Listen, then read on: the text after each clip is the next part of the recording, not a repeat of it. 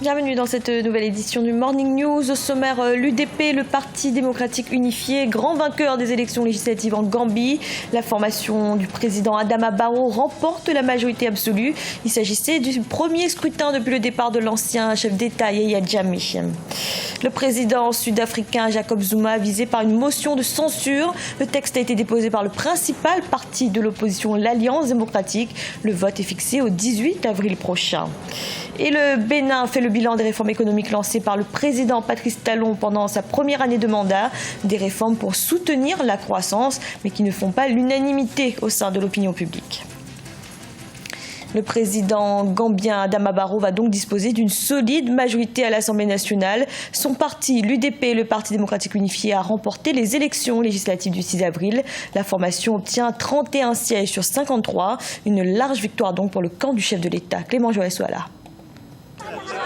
Le Parti démocratique unifié UDP rafle la majorité des sièges de l'Assemblée nationale gambienne au scrutin législatif tenu le jeudi 6 avril 2017. Le parti du président Adama Barrow s'en tire avec 31 sièges sur les 53 électifs. Selon les résultats de la commission électorale indépendante, après l'UDP vient le Parti de la réconciliation nationale NRP, de la coalition au pouvoir, le Congrès démocratique de Gambie GDC et l'Alliance patriotique pour la réorientation et la construction APRC, le parti de l'ex-président Yahya Jammeh avec 5 députés chacun. Il faut l'inscrire dans la foulée de sa victoire écrasante lors de la dernière présidentielle. Je crois que les Gambiens ont été logiques avec eux-mêmes. Ils ne peuvent pas élire un président et puis 3 mois, 4 mois après ne pas lui donner la majorité à l'Assemblée nationale. Les Gambiens ont été logiques avec eux-mêmes. Ils ont élu un président, ils ont voulu lui donner une majorité pour quand même lui permettre de gouverner. Les partis de la coalition au pouvoir en Gambie ont remporté les législatives dans 42 circonscriptions. L'APRC de l'ex-président Yahya Jammeh n'aura remporté que 5 sièges et ceux dans la région de Foni, fief de l'ancien président Yahya Jammeh. Selon la constitution gambienne, le président Adama Barrow nommera 5 députés pour atteindre les 58 que doit compter l'Assemblée nationale du pays. Je crois qu'il doit dès maintenant, donc avec l'équipe gouvernementale qu'il a et la majorité dont il dispose à l'Assemblée nationale, donc s'attaquer aux réformes, surtout quand même aux réformes qui touchent au secteur de l'économie, mais aussi dans un autre domaine donc, où il est attendu, le domaine de la justice et surtout la réparation des impunités. Le taux de participation à ces législatives a été de 42%, en baisse comparativement à celui des présidentielles de décembre 2016, estimé à 65%. Avec cette nouvelle configuration de l'Assemblée nationale gambienne, le président Adama Barrow a le champ libre pour la mise en œuvre des promesses de réforme de sa campagne présidentielle. En Afrique du Sud, la contestation s'organise contre le président Jacob Zuma. De grandes manifestations ont eu lieu ce vendredi. Le président sud-africain doit également faire face à une motion de censure. Un vote de défiance est prévu pour le 18 avril au Parlement. Amira Benjabala, Jean-Pierre. La date a été fixée. C'est ce 18 avril que l'Assemblée nationale sud-africaine examinera la nouvelle motion de défiance déposée par l'Alliance démocratique contre le président Jacob Zuma. On lui reproche d'avoir limogé son ministre des Finances, Pravin Gordhan, et d'avoir effectué un remaniement ministériel hasardeux.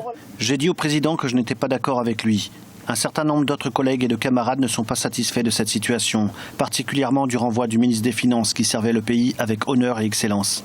Malgré les sorties médiatiques des membres de l'ANC dénonçant ouvertement ce limogeage et les défections qui se succèdent au sein du parti, la formation historique a tenté de faire bonne figure en appelant à l'unité. Mais la division est bel et bien là. L'ANC peine à rester soudée face aux différents scandales qui éclaboussent Jacob Zuma depuis plusieurs mois maintenant. C'est très difficile de défendre Zuma. Soit il reconnaît les erreurs, il démissionne. Je pense que la démission du président Zuma serait une très bonne chose pour l'ANC. On ne sait pas tout ce qui peut arriver en cours de route. Si par exemple il se retrouve avec une majorité au sein de l'ANC qui commence à dire on ne peut pas supporter tout ce qu'il a fait, on a envie que ils se mettent de côté, ils nous laissent.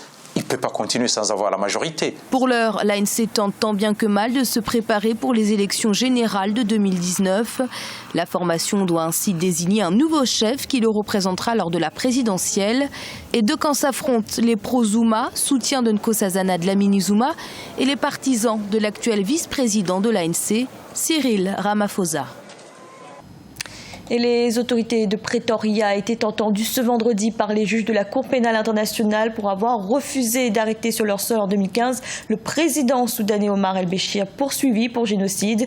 Lors de l'audience, Diart Ladi, conseiller légal pour l'Afrique du Sud, a estimé que le gouvernement n'avait violé aucune loi. Il a également dénoncé l'incohérence et le manque de clarté de la jurisprudence. Au Bénin, cela fait 1 an que le président Patrice Talon est à la tête du pays. Ces 12 derniers mois, le chef de l'État a lancé plusieurs réformes pour soutenir la croissance économique, notamment dans le secteur énergétique. Des mesures diversement appréciées au sein de l'opinion publique. Reportage de notre correspondant Lefti Ounou, commenté par Ibrahim Adjoumaba.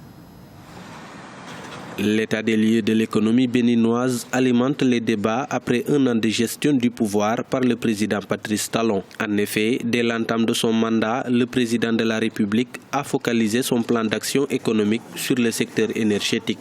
Le gouvernement a ainsi misé sur la souveraineté énergétique afin d'attirer davantage d'investisseurs et relancer la croissance estimée à 5,6% en 2016.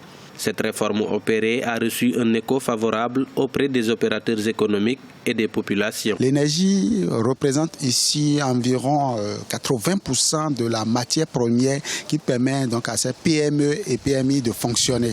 Alors donc, la non-disponibilité de cette substance a entravé durant des années l'économie nationale, l'économie locale.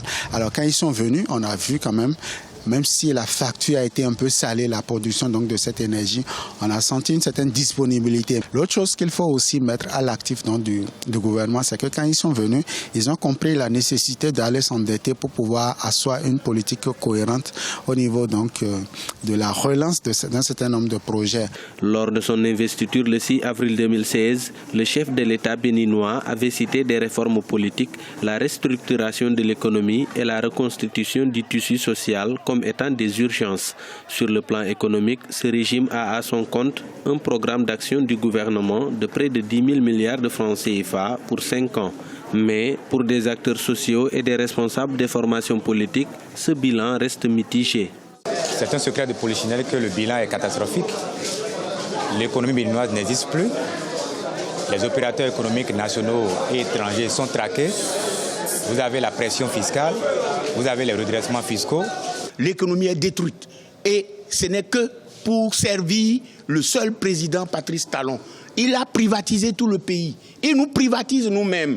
Donc nous disons l'échec est consacré pour Patrice Talon. De nombreux experts estiment que le gouvernement doit miser sur la mise en œuvre effective du cadre légal dans le secteur économique afin de favoriser la relance de la croissance. Selon les prévisions contenues dans la loi des finances 2017, le Bénin envisage atteindre d'ici le 31 décembre 2017 un taux de croissance de 6% de son produit intérieur brut.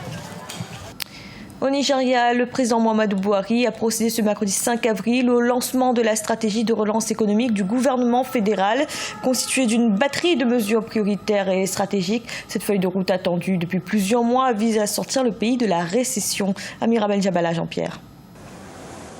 Le RPG, le plan de redressement et de croissance économique, a officiellement été lancé au Nigeria. Cette feuille de route pour l'ensemble du gouvernement doit permettre au pays de renouer rapidement avec une économie saine et une croissance inclusive. Il comporte précisément 59 mesures. Le plan de relance économique est notre stratégie à moyen terme qui vise non pas seulement à restaurer la croissance de notre économie, mais aussi et surtout à la rendre globalement plus compétitive. Le Nigeria, première puissance du continent, peine à exploiter pleinement son potentiel. Boko Haram, la corruption, la chute du baril du pétrole ou encore du naira n'ont rien arrangé. Des facteurs qui ont en effet plongé le pays dans la récession. Les observateurs s'interrogent par ailleurs sur l'efficience des politiques économiques menées jusque-là. Les réponses qui sont apportées par le président actuel sont les mauvaises réponses.